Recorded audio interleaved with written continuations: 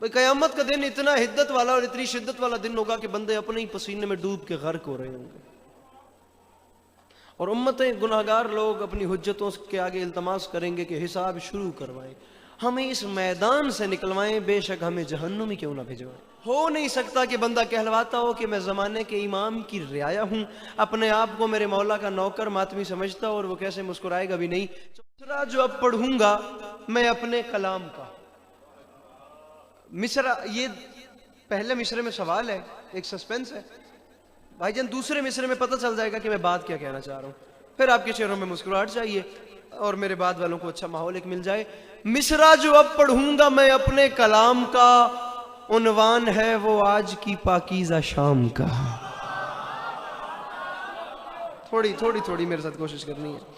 مصرع جو اب پڑھوں گا میں اپنے کلام کا، عنوان ہے 26 مارچ انشاءاللہ، عنوان ہے وہ آج کی بھیا پاکیزہ شام۔ بڑا مطمئن کھول ہوتا ہوں دوجا مصرع پڑھن تو بعد، مولا خالد زندگی دراز کرن، میں ایک مصرع آکھنا چاہنا۔ مصرع جو اب پڑھوں گا میں، علی رضا مصرع جو اب پڑھوں گا میں اپنے کلام کا، عنوان ہے وہ آج کی پاکیزہ شام کا۔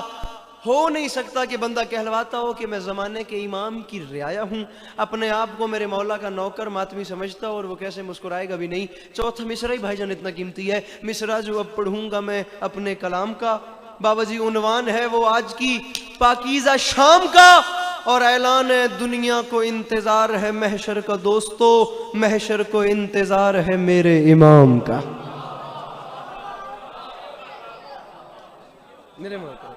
میرے محترم دنیا کو انتظار ہے، آئیے بسم اللہ، دنیا کو انتظار ہے محشر کا دوستو،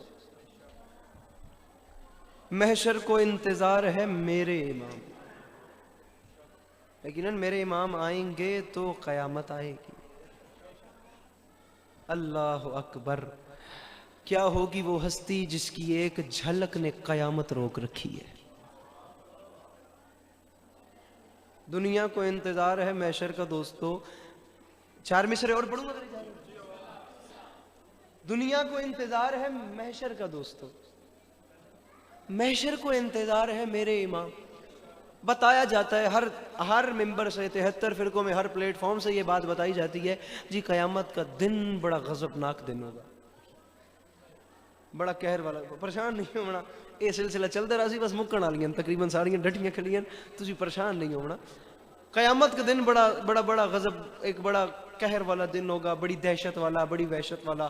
سورج سوا نیزے پہ نہیں ہوگا، لیکن اس کی حدت اتنی ہوگی، اس کی شدت، اس کی دھوپ میں، اس میں تپش بھی اتنی زیادہ ہوگی کہ بندے اپنے ہی پسینے میں ڈوب کے مر رہے ہوں گے۔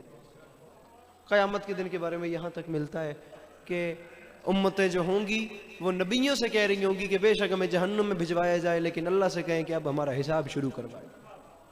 ہم سے یہاں کھڑا نہیں ہوا جا رہا، مطلب اتنا شدید دن۔ میرے محترم مجھے کہہ رہے تھے بھی تھوڑا سا مجمع ہو لے، شاعر بندے کو مجمع کی ضرورت ہوتی ہے، تو میں ان سے گزارش کرا تھا کہ اگر مجمع نہ ہوا تو میں خطابت کر لوں گا، میں شعر نہیں پڑھوں گا، تو آپ میرے ٹوٹے پھوٹے الفاظ کا انہی کا وزن کر لیجیے گا۔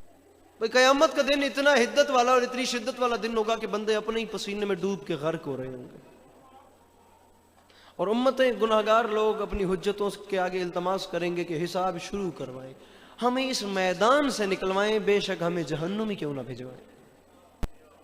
اور بخدا اس روز خدا اپنے جلال میں ہوگا، اور کسی نبی میں حوصلہ نہیں ہوگا کہ وہ خدا سے کلام کرے۔ اس وقت ہر نبی کے چہرے کا رخ ہوگا میرے سرکار رسالت صلی اللہ علیہ وآلہ وسلم کی جانب۔ وہ رحمت للعالمین ہے نا، عالمین کے لیے رحمت ہے۔ اللہ اکبر، پھر کیا کریں گے؟ اب میں نہیں کہہ رہا، بخدا میں نے علماء سے سنا ہے، حوضہ علمیہ نجف اشرف مولا علی علیہ السلام کے حرم کے نواح میں بیٹھ کر میں نے بخدا یہ کان گواہی دیں گے قیامت کے دن کہ میں نے علماء سے سنا ہے، علماء نے مجھے بتایا تھا کہ بھئی سرکار رسالت صلی اللہ علیہ وآلہ وسلم کی ماب کی طرف سب دیکھ رہے ہوں گے، اور سرکار میں بھی حوصلہ نہیں ہوگا کہ وہ اللہ سے کلام کریں۔ اس وقت میرے رسول اپنا سر سجدے میں رکھیں گے۔ جب میرے رسول اپنا سر سجدے میں رکھیں گے تو اللہ کی جلالت پہ اللہ کی رحمت حاوی آ جائے گی۔ ٹھیک ہے، یہ بات مانتے ہیں کہ وہ دن بہت بہت بڑا دن ہوگا, بہت غضبناک دن ہوگا, لوگوں کو جنت کی فکر ہوگی, جہنم سے بچنا ہوگا, ماں بیٹے سے فرار کرے گی, باپ بیٹی سے فرار کرے گا, بہن بھائی, بھائی بھائی, دوست دوست سے بھاگ رہا ہوگا, مجھے کوئی ایسا نہ مل جائے جس کے ساتھ میں نے کچھ برا کیا ہو, جس کا میں نے قرض دینا ہو, کوئی بندہ آج میری کوئی نیکی مجھ سے نہ مانگ لے. وہاں پر لمحے لمحے پر, قدم قدم پر, وسط وسط پر ایک ایک نیکی کی ضرورت ہوگی.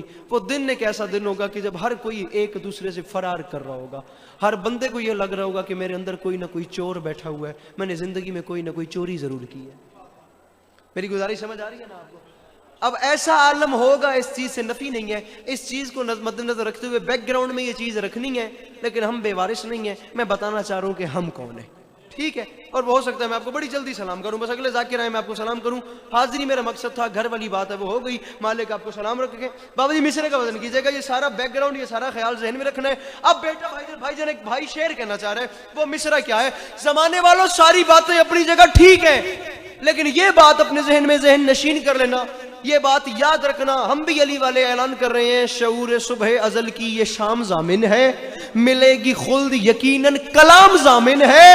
اور ہمیں نجات کے چکر میں ڈالنے والوں, تم اپنی سوچو ہمارا امام ضامن. میرے محترم جو ہاتھ بلند کر رہے ہیں, مل کے بولو نعرہ حیدری. میرے محترم جزاک اللہ. ہمیں ہک رہ گئی ہے بس, ٹھیک ہے آئی کی آئی, اگلے شعر تو پہلے آئی تلے. ہمیں نجات کے چکر میں ڈالنے والوں, میں کیا آئی تو ہمیں نجات کے چکر میں ڈالنے والوں. ہو گیا نا, ہوں تسی امن امان نال جشن سنو, خطرے تو ڈر کے, مطلب بے فکر ہو کے جشن سنو. ہوں کوئی آسمانی حملہ نہیں ہوتا تواڈے تے گرمال. ہمیں گونجتی ہے صدا منتظر, رخ سے پردہ ہٹا